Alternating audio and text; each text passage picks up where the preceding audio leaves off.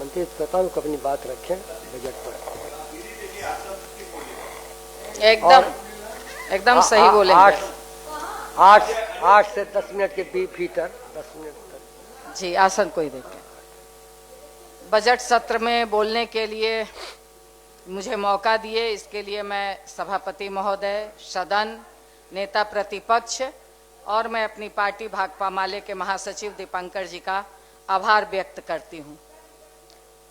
महोदय, बजट 26-27 का आकार तो बहुत बड़ा है, दावे भी बहुत ज्यादा हैं, मगर दिशा और इच्छा शक्ति दोनों कमजोर दिखती है महोदय।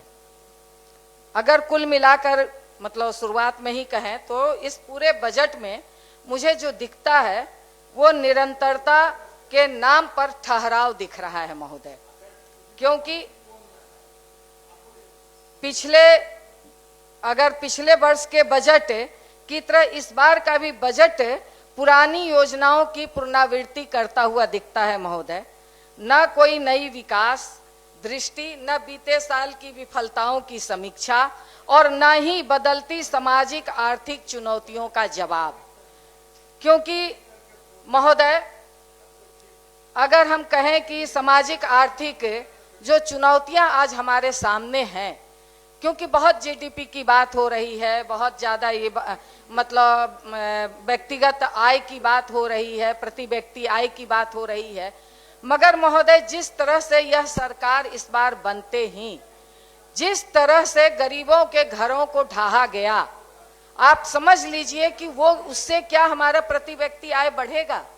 जो पूरी जिंदगी की कमाई से वो घर बनाए, आज उनका घर ढहा दिया गया, तो इससे तो वो व्यक्ति की पूरी जिंदगी की कमाई भी गई और उस कोई प्रति व्यक्ति आय भी नहीं बढ़ेगा और हमारे बजट में ये घाटा भी आएगा।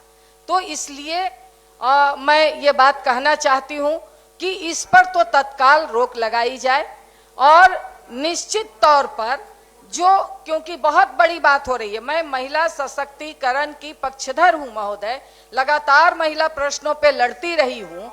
10,000 रुपया ठीक है आपने महिलाओं को दिया, मगर आज वही महिलाएं चीख चीख कर कह रही हैं कि क्या 10,000 हम लोगों को इसलिए दिया गया कि हमारा घर ढा दिया जाए। आज वो पूछ रही हैं, देख लीजिए सोशल मीडिया पे सैकड़ों ऐसे वीडियो चल रहे हैं, उन महिलाओं की चीख आपसे बर्दाश्त नहीं होगी। इसलिए ठीक है, वो चीख नहीं बर्दाश्त होगी, रात में कैसे सो पाते हैं इस पर थोड़ा सा सोचिएगा महोदय, कि उन महिलाओं को निश्चित सशक्त हम देखना चाहते हैं, बिहार की महिलाओं को सशक्त देखना चाहते हैं, इसलिए वो मगर इस पर थोड़ा सा विचार इस बजट में करना चाहिए था। दूसरा, यदि अगर हम लोग बात करें तो शिक्षा के बजट पर अगर हम आते हैं तो फिर विभागवार पर और विस्तार से जाएंगे महोदय, मगर बातें बहुत ज्यादा हो रही हैं कि बहुत हम आगे बढ़ गए हैं, बहुत ज्यादा हम विकसित जगह में चले गए हैं, इतना इंफ्रास्ट्रक्चर बना दिए हैं, मगर यदि हम देखें तो नामांकन दर भी हमारा कम हो रहा है। अगर हम देखें तो 9वां से 10वां के बीच में ड्रॉप आउट बड़े पैमाने पे है। अगर आप ड्रॉप आउट की संख्या अगर हम लोग देखते हैं तो लड़का का 60.8% है और लड़की का 66.7% ड्रॉप आउट आज भी है। तो ये कैसी शिक्षा का विकास की बात कर रहे हैं हम, कि आज हमारा ड्रॉप आउट इतने बड़े पैमाने पे है। अगर हम देख लें कि उच्च शिक्षा की बात हम कर रहे हैं कि हमने उच्च शिक्षा में इतनी महारत हासिल कर ली है, मगर आप अगर देखिए तो आपका आज भी सहायक प्रोफेसर के पद बड़े पैमाने पे खाली हैं, 4,000 से ऊपर प्रोफेसर के पद खाली हैं। किसके बल पे आप उच्च शिक्षा चला रहे हैं महोदय? इस मामले में यदि अगर हम कहें तो छात्र शिक्षक का अनुपात 64% है, जो कि राष्ट्रीय औसत 29% है। तो इस स्थिति में कैसे ये बजट हमारा कहां चला जा रहा है महोदय? तो इस बात पर कि हम जो शिक्षा में इतना बजट दे रहे हैं वो बजट हमारा कहां जा रहा है, इस पर जरूर हम लोगों को सोचना चाहिए महोदय। दूसरी बात कि हम अपने बजट पे एक बड़ा हिस्सा स्थापना मद में खर्च करते हैं, जिसमें वेतन है, इंफ्रास्ट्रक्चर है, इन मदों में हम खर्च करते हैं। मगर यदि अगर उस दिशा में हम देखते हैं महोदय कि आज भी हम विकसित बिहार की बात कर रहे हैं, मगर हमारे पास जितने भी अगर बड़े पैमाने पे आज भी हम आउटसोर्स के जरिए अपने कर्मचारियों से काम ले रहे हैं, जो संविदा पर हैं, ठेका और मानदेय पर हैं, तो हमारा बड़ा बजट कहां जा रहा है महोदय? हम उन्हें न्यूनतम मजदूरी तक नहीं दे पा रहे हैं। तो हमारा स्थापना का बजट इस दिशा में बढ़ना चाहिए कि आउटसोर्स, क्योंकि अगर आप देखें आउटसोर्स में हम तमाम कंपनियों को, एनजीओ को शामिल कर रहे हैं, उसमें एक बड़ा बजट जा रहा है बीच में महोदय। और अगर दूसरी बात हम करें तो नियोजन भवन, इतनी बड़ी बिल्डिंग हम बना करके रखे हुए हैं जिसपे कि सरकार का बड़ा हिस्सा खर्च हो रहा है, मगर उस नियोजन भवन का क्या काम है? जब आप बेल्ट्रॉन से काम ले रहे हैं, आप आउटसोर्स से ले रहे हैं, आप उर्मिला जैसी कंपनियों से ले रहे हैं, तो नियोजन भवन किस काम का है? बजट का बड़ा हिस्सा तो इसी सब में खत्म हो जा रहा है। अगर उस दिशा में हम देखें कि बजट का बड़ी बात हम कर रहे हैं, मगर माननीय मुख्यमंत्री जी भी आए हैं और बड़ी बात महिला सशक्तिकरण की करते हैं, मगर उस बजट में अगर हम कहें तो हमारी आशा कार्यकर्ता जो स्वास्थ्य की बजट को जमीन पे ले जाती हैं, स्वास्थ्य के हर काम को जमीन पे ले जाती हैं, आज 6 महीने से उसको पैसा नहीं मिल रहा है। आपका बजट कहां चला जाता है? 4,000 कमाने वाली, 5,000 कमाने वाली को 6 महीने से आप पैसा नहीं दे रहे हैं। आप कभी, और ये सिर्फ इस साल का नहीं, अगर आप 23 का देख लीजिए, 24 का देख लीजिए, हर साल 3 महीने 4 महीने इन महिलाओं को पैसा, आप 3 महीने 4 महीने, हर साल अगर कहिए 4 महीने पैसा इनको नहीं मिलता है। तो ये बजट कहां चला जा रहा है? हेल्थ का बड़ी बड़ी बजटें हैं, कहां चली जा रही हैं? तो इस दिशा पे सोचना चाहिए महोदय। आप देख लीजिए, गलत आप कह सकते हैं, मगर ये तो आपकी सरकार की बात है, आप इसको उठा के देख लीजिए। 6 महीने से अभी पैसा नहीं मिला है, वो कैसे घर परिवार चला रही। हमको आपको नहीं मिलेगा तो हम लोग छटपटाने भी लगते हैं कि कैसे हमारा चलेगा, मगर वो 4,000 5,000 कमाने वाली को आप नहीं दे रहे हैं। ये माननीय घनश्याम ठाकुर जी ने उठाया था कि जो स्कूल में पढ़ाने वाली हमारी मिड डे मील वर्कर है, उसको 4 महीने से आप पैसा नहीं दे रहे हैं। आपका बजट कहां जा रहा है? बहुत बड़ा बजट हम पेश कर रहे हैं, अब तक का सबसे बड़ा बजट हमने पेश किया, मगर जो सबसे जमीन पर काम करने वाले लोग हैं उनको आप पैसा नहीं दे रहे हैं। न्यूनतम मजदूरी बढ़ी है, मगर वो न्यूनतम मजदूरी लागू हो रही है कि नहीं हो रही है हमारे यहाँ, इस पर भी हमारा बजट हम देख रहे हैं कि वो लागू नहीं हो रही है। तो इस पर बजट को ज्यादा से ज्यादा अगर हम लोग ले आए तो ज्यादा अच्छा होगा महोदय। अगर आप देख लीजिए, बहुत बड़ी बात होती है, मगर हम अगर देखते हैं तो हमारे बिहार में हेल्थ WHO के मानक के मुताबिक हमारा हेल्थ है ही नहीं। यहाँ पे इंफ्रास्ट्रक्चर की अगर बात करते हैं, बहुत इंफ्रास्ट्रक्चर बन गया। मैं एक उदाहरण दूंगी, बाकी नहीं। देकुलिया हॉस्पिटल फेनहारा मोतिहारी में है, चुनाव से पहले उसका उद्घाटन हुआ, वो अभी तक वहां चालू नहीं हुआ। कई PSC में हमारे स्पेशलिस्ट डॉक्टर नहीं है।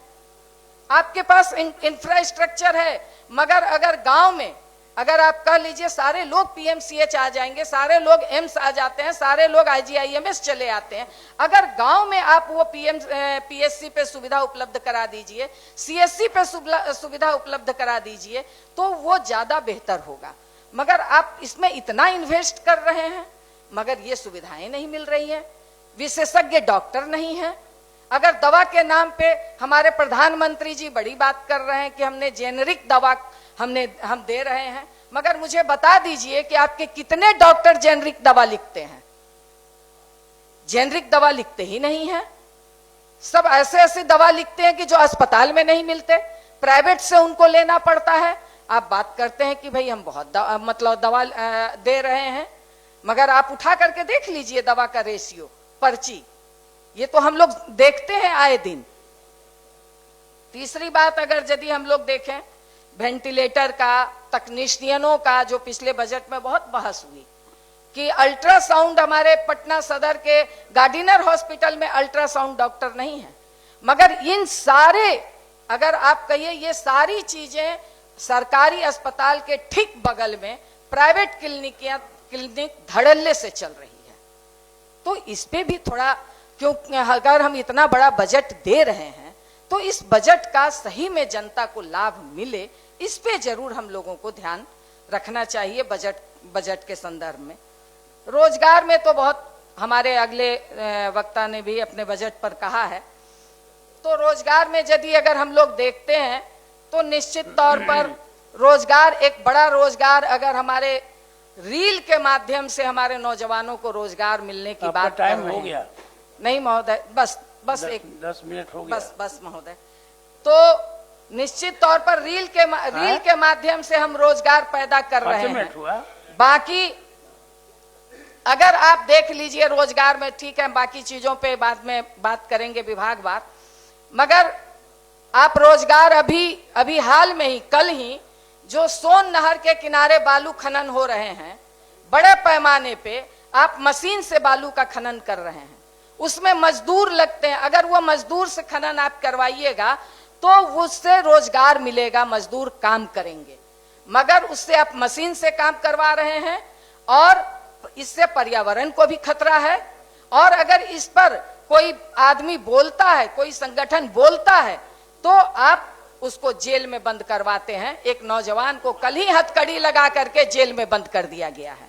तो मुझे लगता है कि रोजगार के ख्याल से भी उसको आप दीजिए। और मैं यही बात कहूंगी महोदय, ठीक है, आप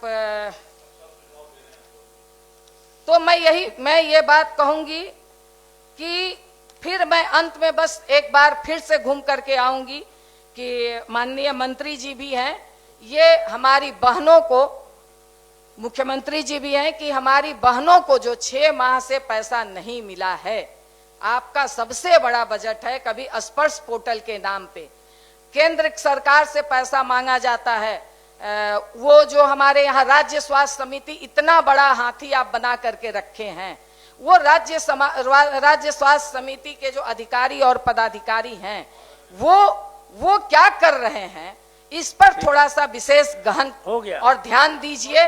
नहीं तो महोदय, मैं मुख्यमंत्री जी से एक बात कहना चाहूंगी कि मैं इस चलते सत्र में उन बहनों को पैसा आप दिलवा दीजिए 26-27 फरवरी तक।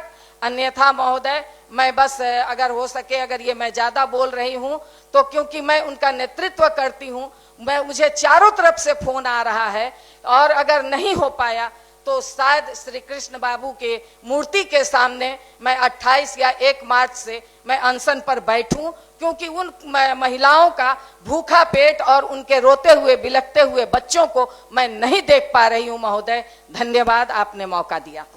चलिए, धन्यवाद।